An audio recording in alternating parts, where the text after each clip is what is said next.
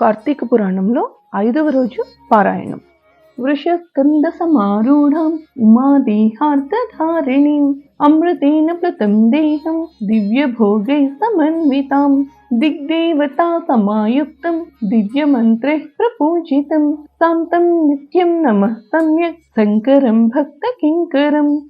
ఇంతవరకు వశిష్ఠుడు వివరించిన కార్తీక వ్రత మహత్యం, అలాగే స్నాన దాన జప తపస్సుల మహిమ విన జనక మహారాజు, ఓ బ్రహ్మర్షి, పంచమహాపాతకాలు చేసిన దుర్జనులు వేదములలో చెప్పబడిన ప్రాయశ్చిత్తాలు చేసుకోకుండా పవిత్రులు కారు అని ధర్మశాస్త్రాలు అన్నీ ఘోషిస్తూ ఉంటే, మీరు కేవలం కార్తీక వ్రతాచరణ అనే చిన్న వ్రతం వలన ఏ విధమైన పాపాలైనా, ఇంకా చెప్పాలి అంటే సమస్త పాపాలు హరించుకుపోతాయి అని చెబుతున్నారు. ఇది ఎలా సాధ్యం? ఇందులోని రహస్యం ఏమిటి? ఇంత స్వల్పమైన పుణ్యమాత్రం చేత మహాపాతకాలు సైతం ఎలా నశిస్తాయి? పెద్ద పెద్ద పర్వత శ్రేణుల వంటి పాతకాలని కొనగోటితో కూలగొట్టలేం కదా. మరి ఘోర తపస్సుల వలన, మహామహా యజ్ఞాల వలన కూడా నశించని పాతకాలు అతి స్వల్పకాలం ఆచరించే కార్తీక వ్రతంతో ఎలా నశిస్తాయి? ఘోర పాపులు కూడా పుణ్యాత్ములై ముక్తిని పొందటం ఎలా సాధ్యం అని ప్రశ్నిస్తాడు జనక మహారాజు.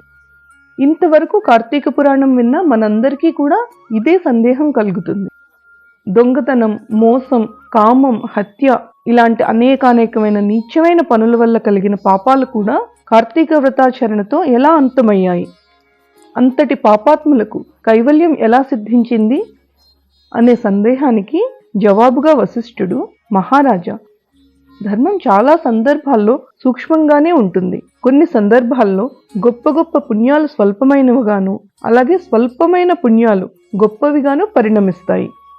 ఒక కొండ అంత ఎత్తు ఉన్న కట్టెల మోపును కూడా చిన్న అగ్నికణం ఎలా బూడిదను చేయగలుగుతుందో, అలాగే చిన్న దీపం నుండి వచ్చే వెలుగు ఒక ఇంటి నిండా ఎలా నిండుతుందో, అదే విధంగా తెలిసి గాని తెలియక గాని పుణ్యకాలంలో పుణ్యక్షేత్రంలో ఆచరించే ధర్మం అనంత పాపాలని దగ్ధం చేసి మోక్షాన్ని ప్రసాదిస్తుంది. ఇందుకు నిదర్శనంగా ఒక కథ చెబుతాను అంటూ అజామిళుని కథ చెప్పడం ప్రారంభించాడు. పూర్వకాలం అంటే ఈ కథ దాదాపుగా త్రేతాయుగం ప్రారంభంలో ఉంది. అంటే శ్రీరాముని కంటే ముందు కాలంలో, అంతటి ప్రాచీన కాలంలో కన్యాకుబ్జం అనే నగరంలో, కన్యాకుబ్జం అంటే ఈనాటి మన కాన్పూర్, కన్యాకుబ్జం నగరంలో సత్యనిష్ఠుడు అనే బ్రాహ్మణుడు ఉండేవాడు. అతనికి అజామిళుడు అనే పుత్రుడు ఉండేవాడు. ఈ అజామిళుడు పరమ దురాచారపరుడై హింసాప్రియుడుగా ఉంటూ దాసీ సాంగత్యపరుడుగా ఉండేవాడు. సాటి బ్రాహ్మణ గృహంలో ఉన్న ఒక దాసితో సాంగత్యం పెట్టుకుని తల్లిదండ్రుల మాట వినకుండా వారిని అవమానిస్తూ, ఆ దాసితోనే భోజనం, శయనం అవన్నిటినీ నిర్వర్తిస్తూ కామాంధుడై వైదిక కర్మలన్నిటినీ విడిచిపెట్టి ప్రవర్తించసాగాడు. అందువలన బంధువులందరూ అజామిళుణ్ణి దూరం పెట్టారు. కులం వాళ్ళు వెలివేశారు. దానివలన ఇల్లు వదిలిపెట్టవలసి వచ్చి అజామిళుడు ఆ దాసితోనే దాని ఇంటి అందే కాపురం పెట్టి బతకటం కోసం కుక్కల్ని, మృగాల్ని ఉచ్చులు వేసి పట్టుకునే వృత్తి చేస్తూ ఉండేవాడు. మద్య మాంసాలు అలవాటు చేసుకుని కాలం గడుపుతూ ఉండేవాడు.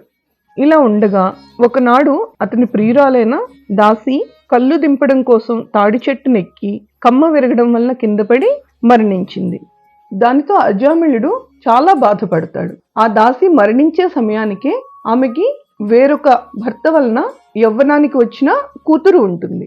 మహాకామాంధుడు, పాపాత్ముడు అయిన అజామిళుడు తనకి కూతురు వరుస వస్తోంది అని కూడా ఆలోచించకుండా ఆ పిల్లనే పెళ్లి చేసుకుని ఆమెతోనే సుఖభోగాల్ని అనుభవించడం మొదలుపెట్టాడు.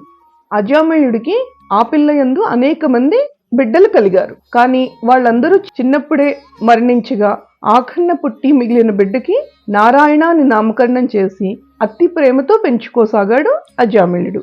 ఎల్లకాలం అజామిళుడికి ఆ పిల్లడిపైనే మనసు. తింటున్నా, నిద్రపోతున్నా, ఏం చేస్తున్నా సరే ఎల్లవేళలా అతన్నే స్మరిస్తూ నారాయణ నారాయణ అని పిలుచుకుంటూ ఆనందిస్తూ ఉండేవాడు అజామిళుడు.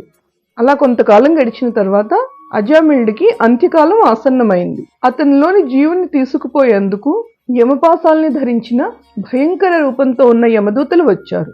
వాళ్ళని చూస్తూ ఉండగానే విపరీతంగా భయపడిపోయిన అజామిళుడు ఆ సందర్భంలో కూడా తన పుత్ర వాత్సల్యాన్ని, ప్రేమని విరమించుకోలేక ఎక్కడో దూరంగా పిల్లలతో ఆటలు ఆడుకుంటూ ఉన్న తన పుత్రుని కోసమే నారాయణ, ఓ నారాయణ, తండ్రి నారాయణ అని అనేక సార్లు గట్టిగా పిలవసాగాడు. ఆ పిలుపు ఎక్కడో ఆడుకుంటున్న ఆ పిల్లడికి వినబడటం లేదు. అతను రాను లేదు. కానీ దగ్గరికి వచ్చిన యమదూతలు ఆ నారాయణ నామస్మరణం విని కొంచెం వెనక్కి తగ్గారు. అదే సమయంలో, అంటే ఈ యమదూతలు కొంచెం అలా వెనక్కి తగ్గిన అదే సమయంలో అక్కడ విష్ణుదూతలు ప్రత్యక్షమయ్యారు. విష్ణుదూతలు, ఓ యమదూతలారా, అడ్డు తొలగండి, ఇతడు మీరు తీసుకుని వెళ్ళదగిన వాడు కాదు, ఇతను మాతో పాటుగా విష్ణులోకానికి తీసుకుని వెళ్లాల్సిన వాడు అని యమదూతల్ని హెచ్చరించారు. కలువ పువ్వుల వంటి విశాలమైన నేత్రాలు కలిగి పవిత్రమైన విష్ణుదూతల్ని, విష్ణు పారిషదుల్ని చూసి ఆశ్చర్యంతో యమదూతలు, అయ్యా మీరెవరు?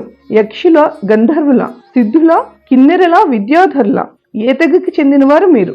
మా ప్రభువైన యమధర్మరాజు మాకు విధించిన ధర్మం రీత్యా ఈ జీవుని మాతో పాటు మేము యమలోకానికి, నరకానికి తీసుకుని వెళ్ళాలి. అలాంటిది మా పనికి మీరెందుకు అడ్డు తగులుతున్నారు అని విష్ణుదూతల్ని అడగ్గా, అప్పుడు విష్ణు పారిషదులు, ఓ యమదూతలారా, మేము విష్ణుదూతలం. మీ ప్రభువు మీకు విధించిన ధర్మాలు అసలేమిటి? పాపాత్ములెవరు, పుణ్యాత్ములెవరు? యమదండనకు అర్హులైన వారెవరు?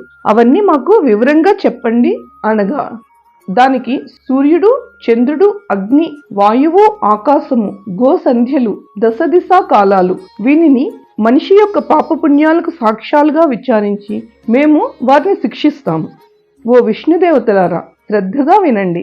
వేద మార్గాన్ని విడిచిన స్వేచ్ఛాచారులు, సాధుజన బహిష్కృతులు, వీరందరూ యమదండనార్హులు.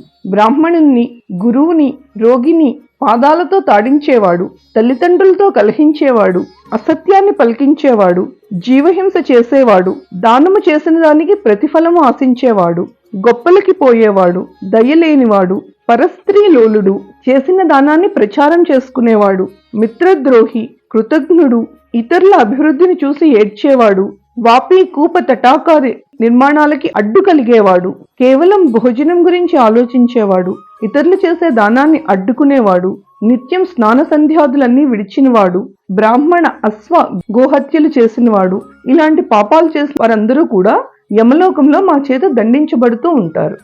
ఇక ఈ అజామిళుడంటారా, వీడు చేయని పాపమంటూ లేదు.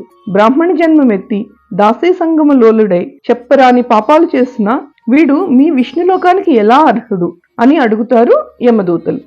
ఓ యమదూతలారా, ఉత్తమ లోకార్హతకు కావాల్సిన పుణ్యాల గురించి మేము చెప్పేది కూడా వినండి. ఏ కారణం వల్లైనా దుస్సంగమాన్ని, తనకు ఉన్న దుర్వ్యసనాల్ని వదిలి సత్సంగంలో కలిసేవాడు, నిత్యం దైవచింతనాపరుడు, స్నాన సంధ్య జప హోమ తత్పరుడు మీ యమలోక గమనానికి అర్హుడు కాదు. అసూయారహితులై జపాగ్నిహోత్ర నిర్వాహకులై సర్వకర్మలను సగుణ బ్రహ్మార్పణం చేసేవారు, జలదాతలు, గోదాతలు, అన్నదాతలు యమలోకాన్ని పొందేందుకు అనర్హులు. అలాగే విద్యాదాతలు, గురువులు, పరోపకారశీలురు, హరిపూజా ప్రియులు, హరినామ జపకులు, అనాథ ప్రేత సంస్కర్తలు, వివాహము, ఉపనయనము వంటి పుణ్యకార్యాలు చేయించేవారు, వీరెవ్వరూ కూడా యమదండనలకు అర్హులు కారు.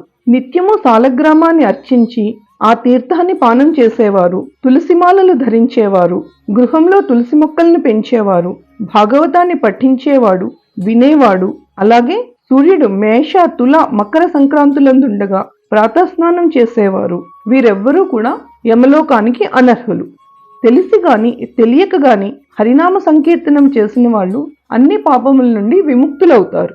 ఓ యమదూతలరా, ఇన్ని మాటలెందుకు? ఎవరైతే వారి అంత్యకాలంలో ఒక్కసారైనా హరినామస్మరణం చేస్తారో వారు తప్పనిసరిగా విష్ణులోకానికే వస్తారు. ఈ విధంగా సాగుతున్న విష్ణు పారిషదుల, యమదూతుల సంవాదాన్ని అంతటినీ విన్న అజామిళుడిలోని జీవుడు తను సశరీరంగా ఉన్నప్పుడు తను చేసిన పాపాలన్నిటినీ తలుచుకుని పశ్చాత్తాపపడుతూ, ఇదేమి ఆశ్చర్యం, ఆ నల్లని కత్తులు యమపాసాలు ధరించిన యమదూతలు ఏమైపోయారు? నేను ఈ వైకుంఠంలో ఎలా ఉండగలిగాను? పూర్వజన్మ పుణ్యం కాకపోతే నా నోటి నుంచి హరినామం ఎలా వచ్చింది?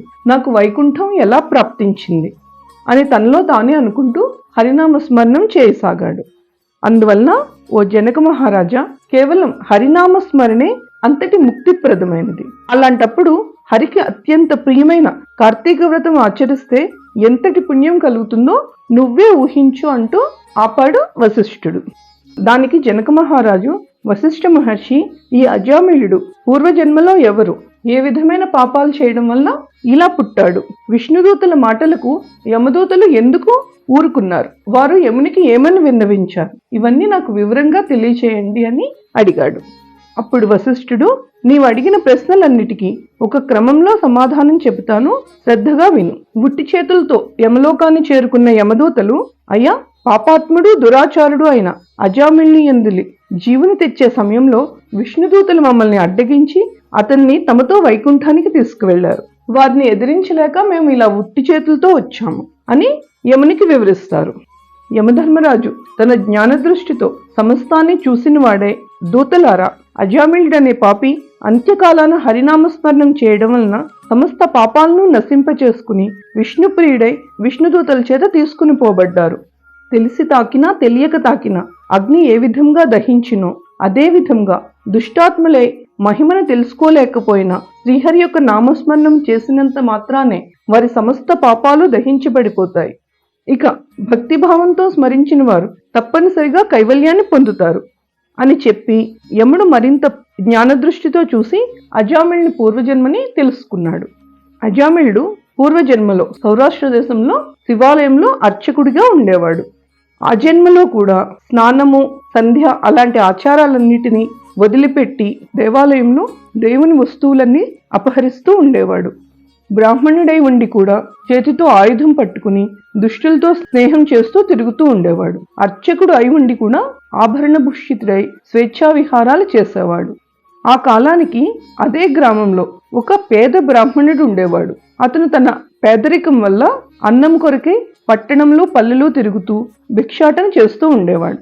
ఒకసారి ఆ బ్రాహ్మణుడు తనకు భిక్షలో లభించిన వస్తువులన్నిటినీ మోసుకువచ్చి తన భార్యను పిలిచి, చాలా ఆకలిగా ఉంది, నాకు వెంటనే వంట చెయ్యు, ముందుగా కొన్ని మంచినీళ్ళు ఇవ్వు అని అడుగుతాడు. దానికి ఆ ఇల్లాలు భర్త ఎన్నిసార్లు పిలిచినా పట్టించుకోకుండా తన ప్రియుని గురించే ఆలోచిస్తూ ఉండిపోయింది. దాంతో కోపించిన భర్త చేతికందిన కర్రతో ఆమెను కొడతాడు. తన ఆలోచనలకు అంతరాయం కలిగించాడు అనే కోపంతో ఆ స్త్రీ కూడా భర్తని అదే కర్రతో గట్టిగా కొడుతుంది. అంతటి అవమానాన్ని తట్టుకోలేక ఆ బ్రాహ్మణుడు ఆమెని గృహాన్ని వదిలిపెట్టి వేరే పట్టణానికి వెళ్లిపోయి భిక్షాటంతో బతుకుతూ ఉండేవాడు. భర్త ఇల్లు వదిలి వెళ్లిపోవడంతో మరింత తెగించిన ఆ స్త్రీ భర్త తీసుకువచ్చిన భిక్షలోని వస్తువులన్నిటినీ చక్కగా తిని అందంగా అలంకరించుకుని అలా వీధిలోనికి వచ్చి ఒక చాకలివానితో ఆ రాత్రికి తనతో సుఖించవలసిందిగా కోరుతుంది. కానీ నీతివంతుడైన ఆ చాకలివాడు ఆమె కోరిక తప్పని చెప్పి అంగీకరించకుండా ఆమెకి హితవు చెప్తాడు. ఆ తర్వాత అలా వీధిలో వెళ్తూ ఉండగా ఈ శివాలయంలోని అర్చకుణ్ణి చూసి వారిద్దరూ పరస్పరం ఆకర్షించబడిన వారై ఆ రాత్రంతా గడుపుతారు. తెల్లవారిన తర్వాత తను చేసిన తప్పిదాన్ని తెలుసుకుని పశ్చాత్తాపంతో భర్తను వెతుక్కుంటూ వెళ్లి ఎలాగో ఒకలా బతిమాలు తెచ్చుకుని అప్పటి నుండి అతని మాటలో తూచా తప్పకుండా బతకసాగింది ఆ స్త్రీ. ఇలాంటి పాపాల వలన మరణానంతరము ఆ శివార్చకుడు రౌరవాది మహానరకాలు అనుభవించి సత్యనిష్ఠుడి కొడుకైన అజామిళుడిగా జన్మించి కార్తీక పౌర్ణమి నాటి శివ సందర్శనం, అంత్యకాలంలో హరినామస్మరణ పుణ్యం వలన మోక్షాన్ని పొందాడు. ఆనాటి శివార్చకుని జన్మలో ఇతనితో జారత్వం నేర్పిన బ్రాహ్మణ స్త్రీ కూడా కొంతకాలానికి మరణించింది. నరకానుభవం పొంది కన్యాకుబ్జ పట్టణంలోని చండాల గృహంలో బాలికగా జన్మించింది. కానీ ఆ పిల్ల తండ్రి గండాన పుట్టడం వలన ఆ పిల్లని వాళ్ళు అడవిలో వదిలివేస్తారు. అదే తోవన వెళ్తున్న ఒక బ్రాహ్మణుడు అడవిలో బాలిక రోదన విని జాలిపడి తనతో తీసుకువెళ్లి తన ఇంటి దాసికి పెంచమని అప్పచెప్తాడు. ఆ దాసి వద్ద పెరిగిన ఈ పిల్లనే అనంతర కాలంలో అజామిళుడి దగ్గర ఉన్న అతని ప్రియురాలు. ఇది అజామిళుడి పూర్వజన్మ వృత్తాంతం. ఈ అజామిళోపాఖ్యానం వలన మనకు తెలిసేది ఏమిటి అంటే, సమస్తమైన పాపాలకి కూడా హరినామస్మరణను మించిన ప్రాయశ్చిత్తము వేరే ఇంకొకటేదీ లేదు. అది సాధ్యము కానప్పుడు మాత్రమే, అంటే హరినామస్మరణము చేయలేనప్పుడు మాత్రమే ధర్మశాస్త్రాది ప్రోక్తమైన ప్రాయశ్చిత్త కర్మలన్నీ మనం ఆచరించాల్సి ఉంటుంది. ఎవరి నాలుక హరిని కీర్తించదు, ఎవరి మనసు హరి పాదాలని ఆశ్రయించదు, ఎవరి చెవులు శ్రీహరి సంకీర్తనలు వినవో వారి పాపాలు ఏ విధంగా కూడా నశించే అవకాశం లేదు. దీన్నే మన తెలుగు భాగవతంలో పోతన గారు కమలాక్షి నర్చించు కరములు కరములే అనే పద్యంతో చాలా అందంగా చెప్తారు. అంటే అది ప్రహ్లాదుడు తన తండ్రి అయిన హిరణ్యకశ్యపుడికి చెప్పే సందర్భంలో వస్తుంది. చాలా అందమైన పద్యం. ఏ విధమైన ఆలోచనలు లేకుండా అన్ని ఆలోచనల్ని విడిచిపెట్టి ఎప్పుడూ విష్ణువునే ధ్యానిస్తూ ఉంటారో వారు తప్పనిసరిగా కైవల్యాన్ని పొందుతారు. అంటే మోక్షం పొందడానికి హరినామస్మరణం ఎంతటి సూక్ష్మమైన మార్గమో అదే విధంగా కార్తీక ధర్మాచరణం కూడా అలాంటి సూక్ష్మమైన మార్గమే. అది కూడా అంత మహోత్కృష్టమైన పుణ్యాన్ని కలిగజేసి మన సమస్త పాతకాల్ని పారదోలుతుంది. పాపాల్ని నశింపచేసే శక్తి కార్తీక వ్రతాచరణకు మాత్రమే ఉండడం వలన ఎవరైతే ఇంత దివ్యమైన వ్రతాన్ని ఆచరించరో వాళ్ళు నరక ప్రాప్తులవుతారు. పాపనాశిని అయిన ఈ కార్తీక మహత్యాన్ని శ్రద్ధాభక్తులతో వినినా సరే వారు కూడా మోక్షార్హులే. వినాలి అనే ఆసక్తి ఉన్నవారికి పావనమైన హృదయంతో ఈ కార్తీక మహత్యాన్ని వినిపించేవారు కూడా వైకుంఠాన్ని చేరుకుంటారు. ఈ విధంగా కాందపురాణాంతర్గతమైన వశిష్ఠ ప్రోక్తమైన కార్తీక మహత్యంలోని 5వ రోజు పారాయణము ముగుస్తుంది. నా ఈ వీడియో మీకు ఇన్ఫర్మేటివ్గా అనిపిస్తే ఇలాంటి మరిన్ని వీడియోస్ కోసం మన ఛానల్ని సబ్స్క్రైబ్ చేయండి. లైక్, షేర్, సబ్స్క్రైబ్ చేయడం ద్వారా సింపుల్ స్తోత్రాన్ని సపోర్ట్ చేయండి. మీ సపోర్ట్ మాకెంతో అవసరం. Thank you for watching.